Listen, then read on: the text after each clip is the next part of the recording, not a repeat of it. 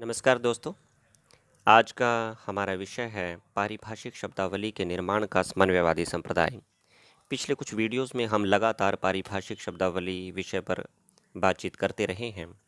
हमने जाना कि पारिभाषिक शब्दावली के अर्थ, परिभाषा और स्वरूप क्या है, इसकी विशेषताएं क्या हैं, और उसके पश्चात हमने पारिभाषिक शब्दावली के निर्माण के दो संप्रदायों, राष्ट्रीयतावादी संप्रदाय और अंतर्राष्ट्रीयतावादी संप्रदाय पर बातचीत की, जो वास्तव में मुख्य संप्रदाय हैं। और जो तीसरा जो संप्रदाय है जिस पर हम आज बातचीत कर रहे हैं, समन्वयवादी संप्रदाय, वास्तव में कोई पृथक संप्रदाय नहीं है। यह उस बहस को कि राष्ट्रीय हमारी पारिभाषिक शब्दावली के निर्माण का जो सिद्धांत है वह क्या हो, राष्ट्रीयतावादी या अंतर्राष्ट्रीयतावादी, उसे एक निष्कर्ष प्रदान करता है।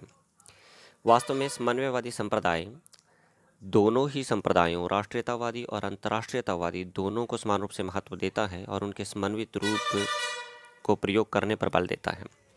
चलिए बातचीत करते हैं समन्वयवादी संप्रदाय के बारे में। समन्वयवादी संप्रदाय है क्या? पारिभाषिक शब्दावली के निर्माण की समन्वयवादी विचारधारा राष्ट्रीयतावादी विचारधारा और अंतर्राष्ट्रीयतावादी विचारधारा के बीच संतुलन स्थापित करने पर बल देती है। सन 1961 में भारत सरकार ने देश के भाषाविदों, विद्वानों और वैज्ञानिकों की सहायता से एक रूपरेखा बनाई और पारिभाषिक शब्दावली के निर्माण के सिद्धांतों को निर्धारित किया। आयोग ने यह निर्णय लिया कि भारतीय भाषाओं में अंतर्राष्ट्रीय शब्दों को किस सीमा तक ग्रहण किया जाए तथा संस्कृत भाषा को आधार बनाकर पारिभाषिक शब्दावली का निर्माण करते समय सामान्य बोलचाल की भाषा में प्रचलित शब्दों को कहाँ तक ग्रहण किया जाए। अर्थात इसमें सिर्फ वही बात स्वीकार नहीं की गई है जो राष्ट्रीयतावादी संप्रदाय में कहा जाता है कि संस्कृत भाषा को आधार बनाकर ही हिंदी भाषा में प्रयुक्त होने वाली पारिभाषिक शब्दावली का निर्माण किया जाए। ये उसका खंडन करता है।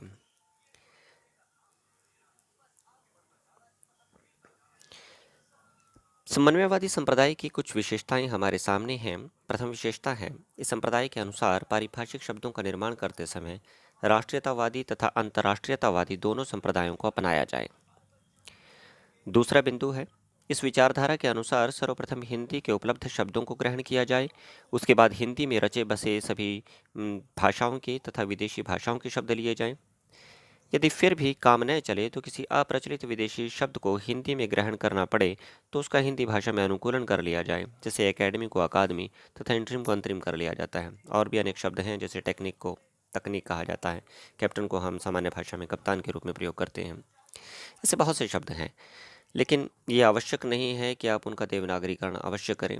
अगर वो पारिभाषिक शब्द की कसौटी पर पूरी तरह से खरे नहीं उतर पाते हैं, देवनागरीकरण करने से वो अटपटा लगता है, तो ऐसी स्थिति में इससे परहेज करें तो अच्छा है। तीसरा बिंदु है, ऐसे पारिभाषिक शब्द जो अपने अंतर्राष्ट्रीय रूप में ही हमारी भाषा में चलन में आ गए हैं, उन्हें ज्यों का त्यों स्वीकार कर लिया जाना चाहिए। जी हाँ, इसका अर्थ ये है कि सरलता से हमने उन शब्दों को ग्रहण कर लिया है, उनके अर्थ से हम भली प्रकार से परिचित हो गए हैं, वो हमारी भाषा में रच बस गए हैं, तो ऐसी अवस्था में उनके लिए दूसरे शब्दों का निर्माण करने का भी कोई औचित्य नहीं बनता। चौथा बिंदु है, ज्यों का त्यों स्वीकार कर ली गई अंतर्राष्ट्रीय शब्दावली का देवनागरीकरण कर लिया जाए। ये बिंदु को हमें प्राथमिकता देनी है, इसकी कोशिश करनी है, लेकिन हर हाल में इसे करेंगे ही, यह आवश्यक नहीं है। तो निष्कर्ष रूप में हम कह सकते हैं कि पारिभाषिक शब्दावली के निर्माण का समन्वयवादी सिद्धांत राष्ट्रीयतावादी संप्रदाय और अंतर्राष्ट्रीयवादी संप्रदाय का समन्वित रूप है। इस सिद्धांत में दोनों पक्षों के महत्व को स्वीकार करते हुए अनुकूलन, ग्रहण और निर्माण के सूत्र को अपनाया गया है, जो सर्वथा उचित है। धन्यवाद। इसके साथ ही हमारा पारिभाषिक शब्दावली से संबंधित 3 या 4 प्रश्न कवर हो जाते हैं कि पारिभाषिक शब्दावली के अर्थ, परिभाषा, स्वरूप, विशेषताएं और इसके निर्माण के सिद्धांत। इसके अतिरिक्त एक और जो प्रश्न, जो महत्वपूर्ण प्रश्न बनता है कि पारिभाषिक शब्दावली की आवश्यकता क्या है, इसका महत्व क्या है।